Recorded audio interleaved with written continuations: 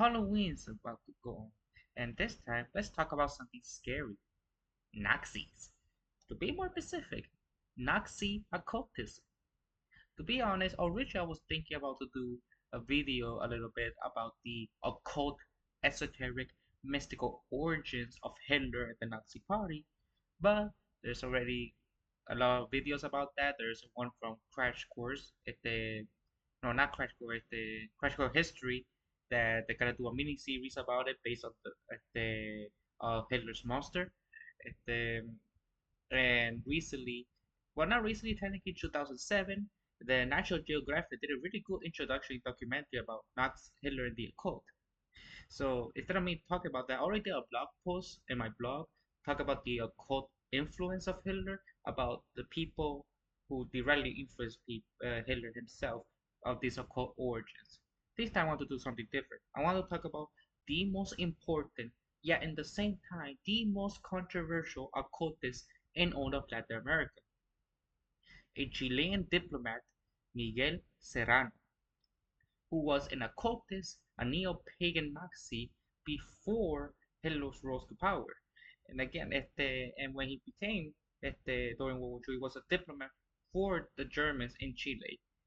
But let's talk about him for a second and talk about his idea, his conception of Nazi occultism, based on an academic book called Nazi Occultism Between the SS and Esotericism.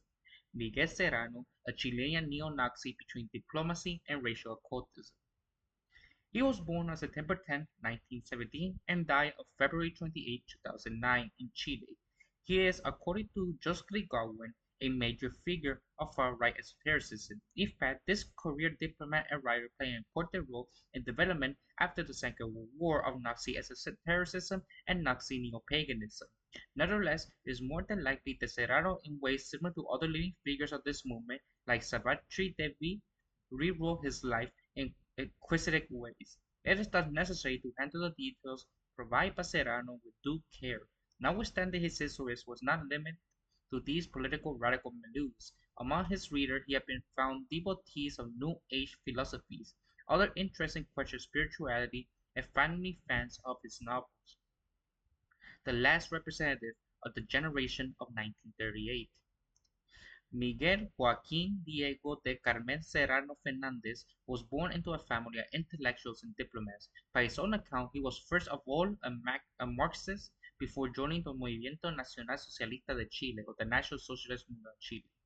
The Chilean Nazi, after their aborted coup d'etat on September 5, 1938, the MS, or Nazistas, led by Jorge González Bomares, was enjoying widespread approval among Chile's German community, was not a simple replica of the NSDAP, and made references to Oswald Spengler as well as to notions of the authoritarian national states reaching back to Diego Portales, the father of the Chilean Republic. Moreover, during this period, Jorge González considered himself part of the political left and collaborated with Frente Popular, or Popular Front, a coalition of left-wing parties. Following this rapprochement, the MNS morphed into a Vanguardia Popular Socialista, or the Popular Socialist Vanguard, or the VPS. But this alliance did not last. By his own admission, Serrano was greatly distressed by the death during this attempt pushed on September 5, 1938 of 59 militants, killed by the police and the Chilean army in what has become known as the Workers' Insurgent Massacre, or Seguro Obrero. This account needs to be handled with caution. Nevertheless, Serrano was first of all a prominent writer belonging to the generation of 38, a major movement of ideas in the history of Chile. And according to Goodrich Clark, he only became an anti-Semitic following his reading of the Protocols of the Erdos Sign. In fact, before this date, the Chilean Nazi Serrano included were not anti-Semitic, their enemies above all being the Marxism embodied by the Popular Front, as well as the conservative right. During the war, he maintained relationship with the embassies of the Axis powers and edited a journal which was a proof of them, La Nueva Edad, or the New Age, which published conspiracy theory literature provided by the SS member posted at the German embassy in Santiago. Nicholas Goodrich Clark traced the underlying causes of Miguel Serrano's engagement back to his childhood years, as well as his social environment, that he became an orphan when he was 7 years old. It's thought that he may have obtained a schooling at the institution which subjects were taught by Prussian officers won over the Narcissus and racist ideas. And in fact, he thought that he himself was a descendant of the Aryans who had settled the north of Spain. However, his memories were merely make mention of secondary school studies at the Veros Arana National Boarding School, a state teaching establishment which a number of courses were given in French and lessons were given by teachers from Switzerland. In fact, it seems that Serrano developed affinity with esoteric, bookish speculation brought across by German immigrants, FK who arrived in Chile. At the beginning of the 20th century, this immigrant quickly became a guru, the master of a Chilean Brahminic order, around which form a group which practiced a form of sexual magic resembling the practices of Aleister Crowley's Ordo Tempo Orientis.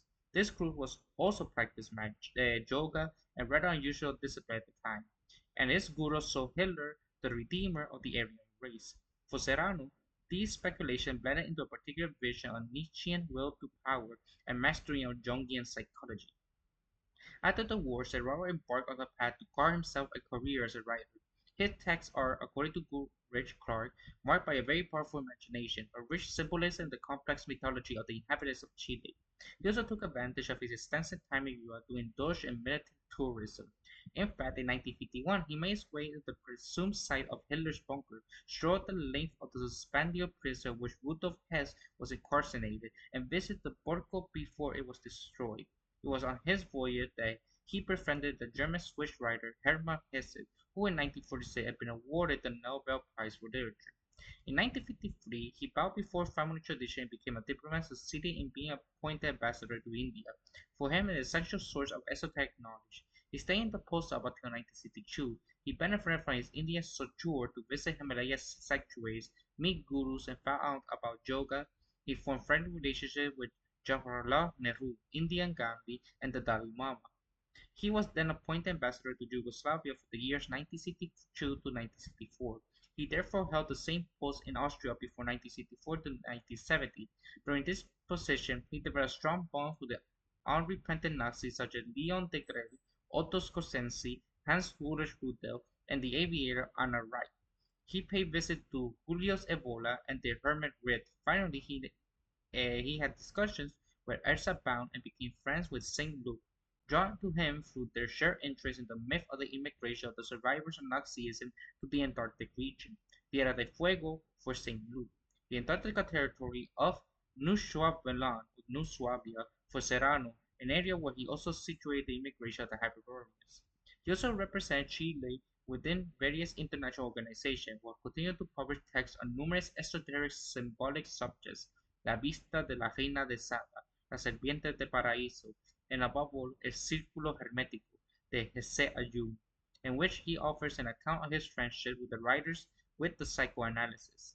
Nevertheless, the bonds of friendship claimed to have linked him to Hermann Hesse and Carl Jung need to be placed in some perspective above all as far as Jung is concerned. In fact, from 1947 onwards, Serrano variously consumed the Swiss psychoanalysis of Plato and considered that there were similarities between Jungian approach and his own thesis.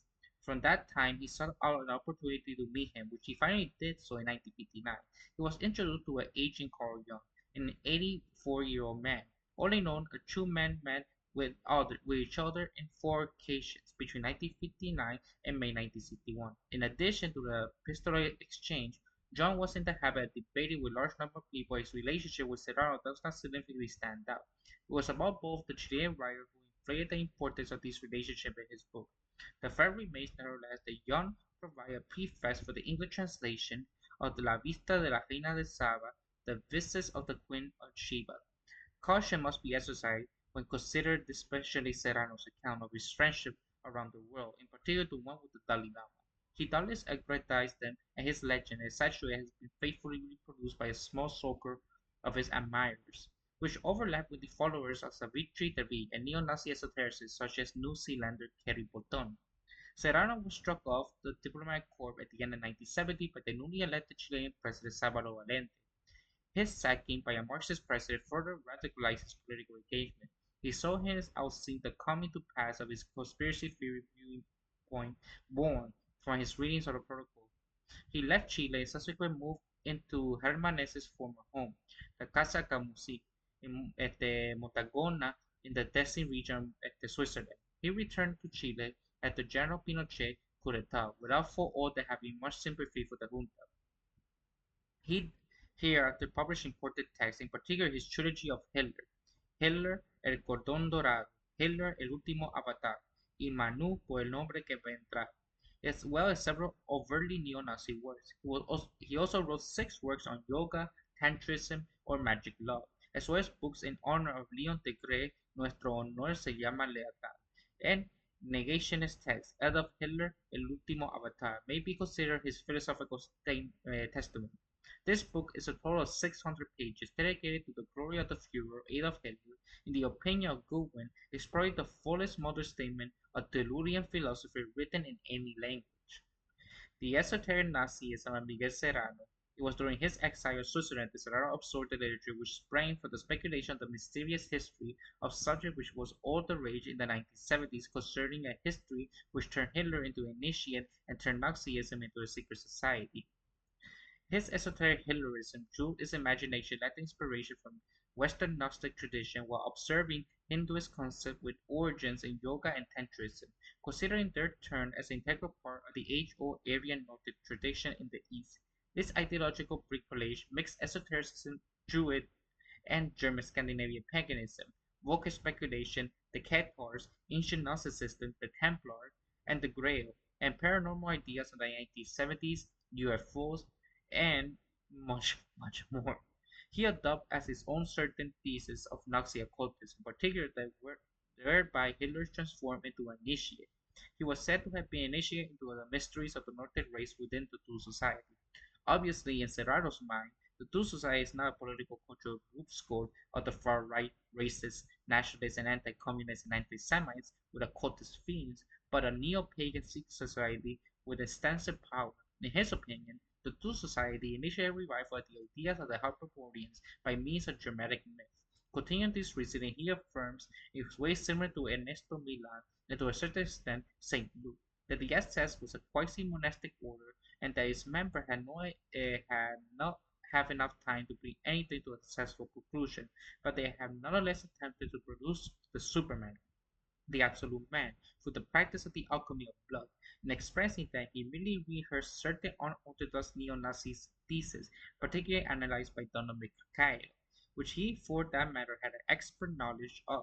Serrano made the journey accompanied by friends to Westerbork Castle to carry out religious rites within its walls. In order to circumvent, he organized ceremonies of the deaths of certain Nazis such as Walter Ruff, the mastermind behind the mobile gas chamber trucks during the invasion of the USSR, as well as a celebration of the birth of Hitler. His own 88th birthday was celebrated by his admirers in Santiago at a ceremony which combined Hitlerian symbolism and magic. He also adopted certain orthodox racialist theories, which has some influence impacted the 1960s and 70s. He drew on Jacques de Manuel to expose the Viking origins of the great kingdom of pre-Columbian America, and fell into steps with St. Luke and Julius Evola on the aristocratic aspect of the SS. From the latter, he also assimilated metaphysical anti-Semitism, in particular his concept of race of the mind.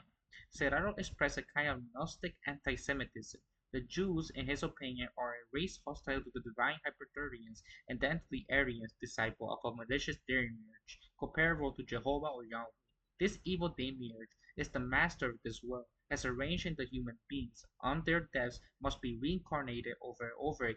The Hyperboreans, by nature divine, channel this unwitting reincarnation, which they consider abhorrent. This demiurge and his allies, the Jews, according to Serrano, took the actions of the Hyperborean very badly.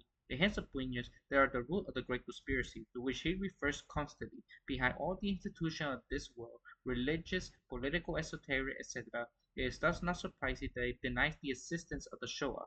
He also contributed to the spreading of specifically Latin American anti-Semitic conspiracy theory, that of the Antinia Plan, which he defends in his 1987 work, El Plan Antinia, Estrategia Sionista para apuntársela de la Patagonia Argentina y Chilena, set in motion in 1971 by Walter Bevargui, a London and Argentinian professor for the National Catholic Current. He speculated that the International Zionism had since Theodor Herzl been looking to help itself in Patagonia in order to found a Jewish state there. His esotericism can be especially summarized thus: the Aryans are descended from entities which arrived on Earth thousands of years ago. The first inhabitants are Hyperboreans coming from outside of the galaxy. The Hyperboreans can thus be seen as a version of the unknown superior of the occultist literature at the end of the 19th century. These Hyperboreans did not produce sexually, but means a plasmic emanation of their bodies. Therefore, they gave birth to a material Hyperborean around the polar circle, invisible at first, and took the form of a circular Arctic continent. According to Serrano, this was the site of the Golden Age. These Hyperboreans of divine origin were the possession of the powers of Viril and that of the Third Eye. It was there that the Hyperboreans started to take care of the inferior races to help them leave their state of animality. They also set about spiritualizing the earth. Disaster struck as a result of Hyperboreans mixing their blood with inferior races. This racial sense was manifest by the comet or moon falling to Earth, bringing about the inversion of the poles and the disappearance of Hyperboreans. Some of its inhabitants left to travel to the stars, others dug themselves underground, the Earth being hollow, and the last French founded a civilization, the Gobi Desert in Mongolia, which was fertile region of this epoch. Serrano's Hyperborean idea is a consequence of an erroneous or skewed interpretation of the Evolian-Guenonian concept. Guenon considered that the origin of the primordial tradition was Hyperborean, but in his work, his theory is devoid of racism because he has no hesitation in terming the myths of the alien origin of civilization a classic illusion. Guenon was persuaded by the Hyperborean tradition was the most ancient of humanity that has spread to the different civilizations from the pole.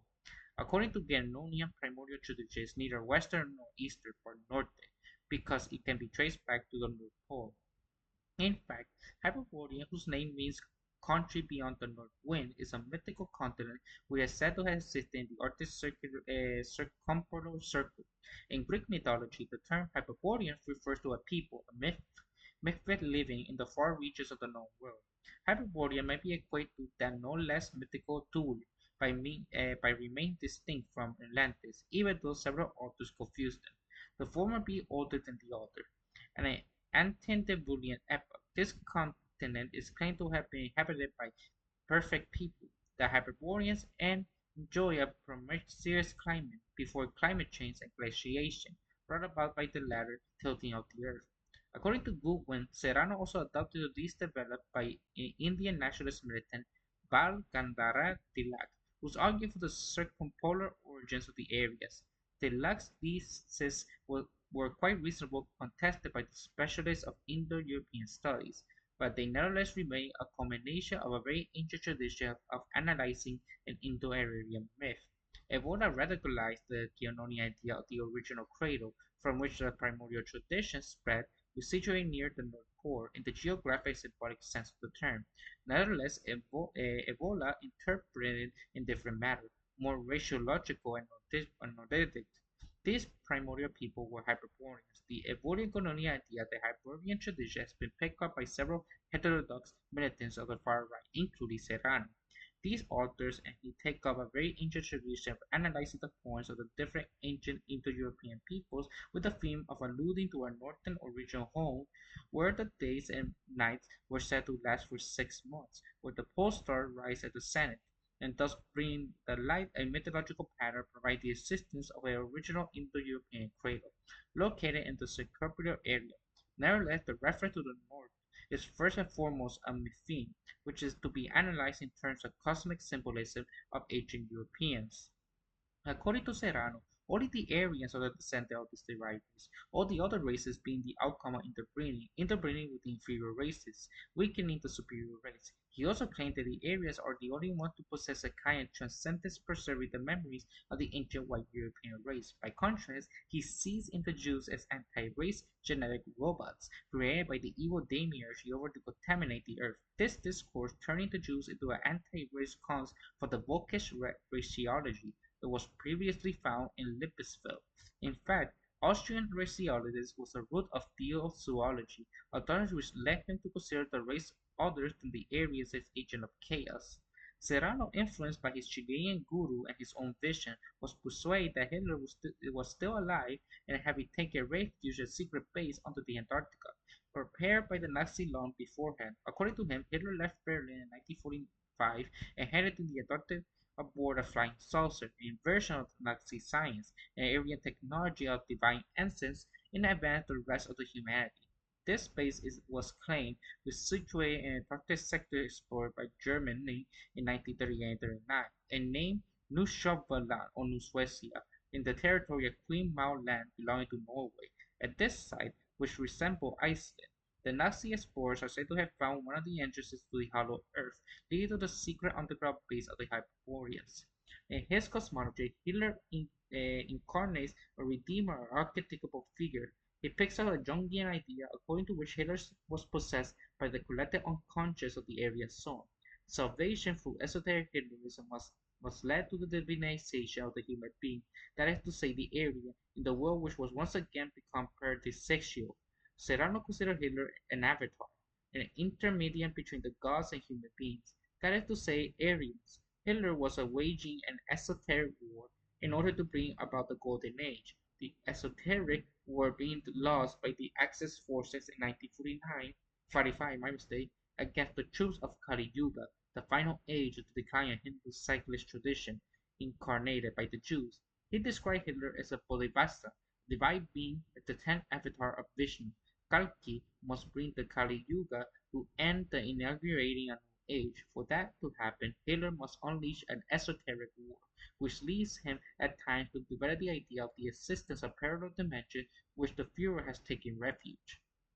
Miguel Serrano was fundamentally pessimistic regarding the future of humanity. In his opinion, the modern world, enthralled by the Jews and their demiurges, is on the brink of the abyss. Moreover, the advanced racial denigration and the unrestrained consumerism which characterized Kali Yuga will lead humanity into inexorable decline. On this point, his influence by Evolian as much as Nazi thesis on the racial degradation of humanity.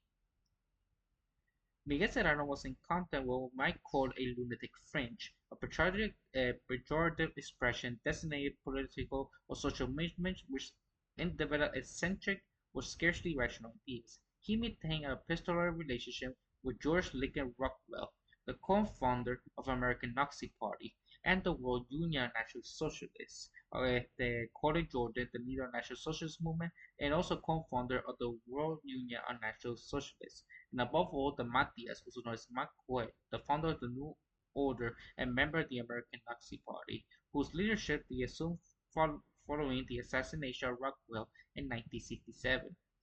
During the 1980s, he became a important figure to the new generation of neo-Nazis. Some of his books were recently been translated throughout the world by militants who had not experienced their right and sometimes feign ignorance of it. Sennaro's Nazism had little to do with reality. For that matter, the militant publisher who translated his text above all mixed with the heterodox margins of Western neo-Nazism. Nicholas Goodrich Clark showed that the milieu which translate or publish him briefly mixed together neo-Nazism, occultism, Satanism, and flying saucers, such as the Black Order founded by Kerry Bolton, which combined Nazism and Satanism. Finally, he will influence the Gnostics and racialist neo-pagans such as the American Judge Turner. Beyond this milieu, he will influence a whole range of people frequenting the margins of the New Age. In fact, the West of the 1960s and 70s was fascinated by this Nazi mystery in the wake of the publication of the Matis the Magician. From this point onward, the themes conveyed by his occult literature were disseminated into popular culture, aided by one of the most interesting of phenomena, the mythologization of the main Nazi leader, a reconstruction which was carried out detrimental of historical reality. European and more generally Western society saw their conception and their perception of Nazism modified by a series of evolutions, linked according to Goodrich Clark to the potential economic context of recession in Western societies. His texts were thus read by public dissidents for his ideological concerns but attracted to his political spiritual structures. It was especially the case in this era who was looking to understand the victory of Nazism. He also being used by the people at the margins of the New Age and the heterodox extreme right. Thus, he was among the sources used by John van Helsing, this German author, also for that matter, quotes former Chilean ambassador in his Yellow Book number 5, where he raised the questions of Hitler's survival, claiming that as he does, that's what is the most likely in the case that he survived. It is thus he used flying vehicles developed by the Royal Society to leave Germany. The Yellow Book number 5 presents us a reading of history of the 19th century and 20th century, which takes into account that it has not been made public. The influence around is felt throughout the succession of themes in that book, except that more so than the New Age itself is the denunciation of the conspiracy which interests Val Hensing, because it offers the possibility of a historical rewriting, ideological wasteland of the 19th century and 20th century. In fact, we find these very close to those of Miguel Serrano. Above all, John von Helsing claims that Adolf Hitler was an occultist and esotericist who had, at the age of 20, tried to reach higher levels of consciousness with the aid of drugs. The way, similar to the Chilean author, Van Helsing developed an occultist or symphonic thematic. Like him again, he pays tribute to the extraordinary capabilities of the Nazi science. For that matter, Van Helsing admits that he feels quite particular pleasure in disclosing these themes to us, because in doing so it becomes clear that we are the non-Germans influenced circle anxious to hide the truth from the Germans. Finally, once again, like Serrano, Van Helsing's book is both a distorted apologia for Nazism and the expression of the barefaced historical revisionist negationism. In fact, Van Helsing's revisionism unsurprisingly goes hand in hand with the vehement anti-Semitism. He also quoted the Protocols of the Anti Society, which, in his opinion, holds the keys to the secret history. Miguel Serrano was thus an unusual and complex figure, with a cosmology which was idiosyncratic to say the least. Nonetheless, the most interesting aspect remains his ideology, his Weltanschauung.